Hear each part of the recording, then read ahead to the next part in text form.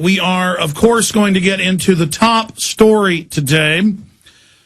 In plain view, as if it's no big deal, DetroitNews.com, the Detroit Free Press, their TV stations, all of them, I have stacks of the articles here, just report calmly, okay, it was a U.S. government agent that was the smart-dressed man that led Umar Farouk al-Matab, or the underwear bomber, on to the aircraft in Amsterdam.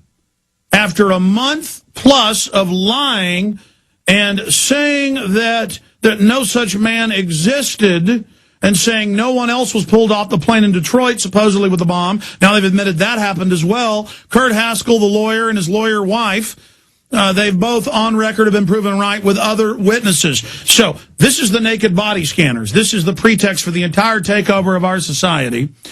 New wars being launched in Yemen. And the whole thing is a false flag out in the open, and the underwear bomber has pled not guilty. Obviously part of a drill led onto the aircraft by a U.S. government agent. Mainstream news, but just buried in the Detroit newspapers, buried in the Detroit TV stations, as if it's no big deal. Oh, they let him on to track a terrorist. They wanted to bust him. They wanted to find out who his handlers were, but they let him onto the plane without a passport and lied about it. I told you, ladies and gentlemen, it's always the same M.O. But now it's a month and 5-6 days later since the underwear Christmas Day bombing, and so now it's just a minor footnote in history. ABC News is also quietly reporting in the bottom of an article that we got into Friday with Kurt Haskell that, oh, yes, indeed, there was a smart-dressed man who helped him get on the plane. Now it comes out, government agent. Those stories are up on Infowars.com. And then we're going to get into states to lead carbon markets as federal plan stalls and how that ties in to the banker takeover of all of society. We'll recap this, get into the top stories straight ahead on the other side of this quick break. I'm Alex Jones, Infowars.com. Thank you for joining us. It is Sunday, the 31st day of January 2010. 2 hours layout before us. Absolutely jam-packed with vital information. Let me go over again some of the top stories we're going to be breaking down. First off, UN agency calls for global cyber warfare treaty, a driver's license for web users to be able to access the web. This is from the French news agency. I have another story here out of the Raw story. UN agency calls for global cyber warfare treaty, driver's license for web users. They openly announce here what I learned of 8 years ago from open UN meetings they were having, along with Microsoft, Google, Yahoo, and others at Internet 2 symposiums. They are going to incrementally, starting in the next year or so, begin shutting down the old Internet and forcing you onto the new Internet, where everything's registered and controlled and tracked, and where government decides if you get a website or allowed to post. And that is what the UN said at Davos yesterday.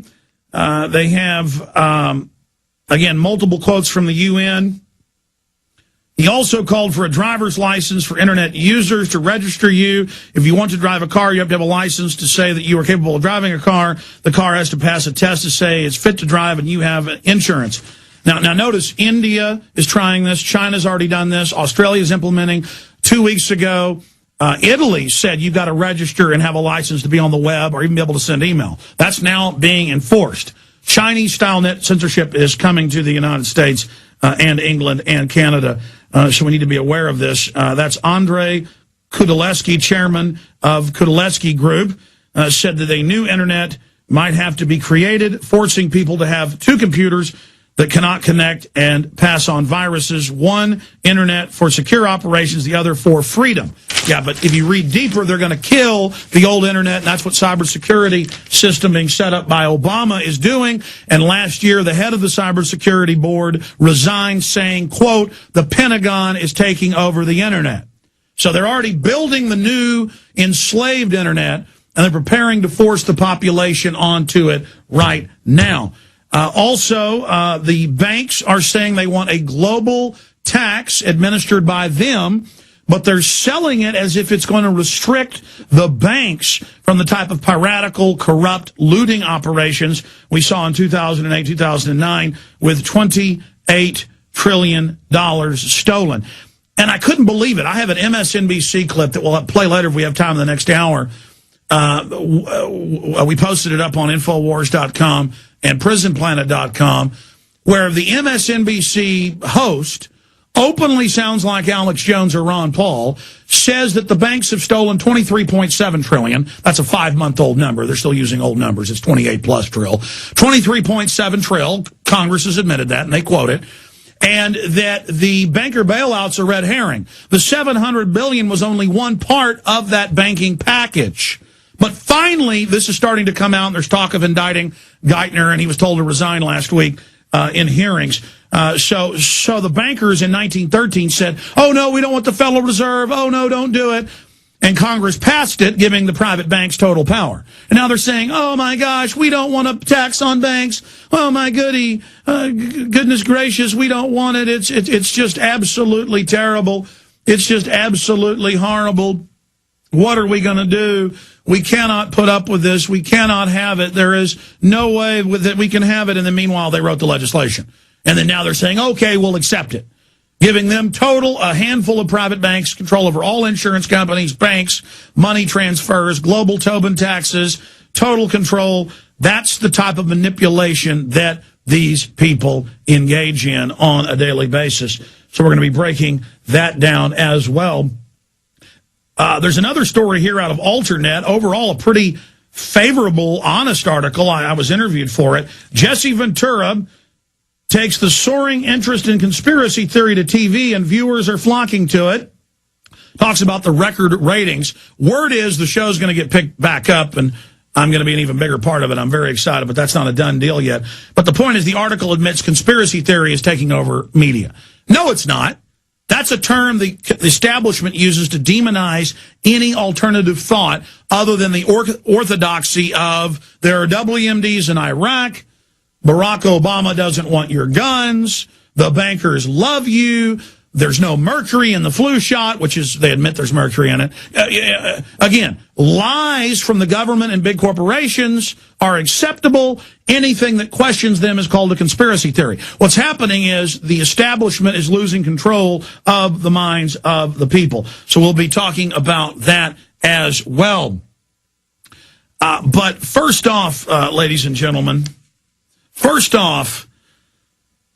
every few weeks, there's a story that's so big, so important, so huge, so amazing, that I don't even feel like I am worthy to even bring you the information. That words cannot describe how incredible it is. 2.5 months ago, it was the ClimateGate emails, internal UN emails between all the major universities and NASA, engaging in fraud. They know the Earth's getting colder. They know man doesn't cause it. Bill Santer at the UN, separate documents have come out. Now they admit their own UN report knew it was a fraud. Literally more than 20. I mean, earlier this week it was more than 20. New scandals since then of total fraud and corruption by the UN, trying to tax all human activity with the sky is falling, man-made global warming is going to kill us, we better control your life and arrest anybody that cuts a tree down, and on and on and on, and let big government and the banks run your life. It's the big banks behind this. You go look at the biggest funders of the land-grabbing, phony environmental movement. It's Goldman Sachs, JP Morgan Chase, the big banks. They need an excuse to take your property. That was a huge story. It just gets bigger and bigger. It is a societal revolution to the fraud, to the fables, to the Chicken Little garbage that is put out by government to sell the population on giving up their rights and freedoms, to make the population feel guilty, to make the population feel scared. But the story that I've got in front of me, completely confirmed, mainstream news, is so unbelievably important. And the problem is, just like ClimateGate when it first broke, it was on a bunch of blogs, and a few mainstream publications picked it up. But for 3 weeks, there was a 99% mainstream media blackout. But the alternative media, forced it out into mainstream understanding, and the rest is history. The entire fraud that is the phony modern environmental movement is imploding and burning to the ground, falling apart in front of all of our eyes right now. Well, the story I'm going to cover when we come back from break is even bigger, than ClimateGate, potentially, if we can somehow educate the sheeple, demand grand jury investigations, and force this out into the open. If we can do that, we are going to be able to really expose these people. Now, that is the $64 million question.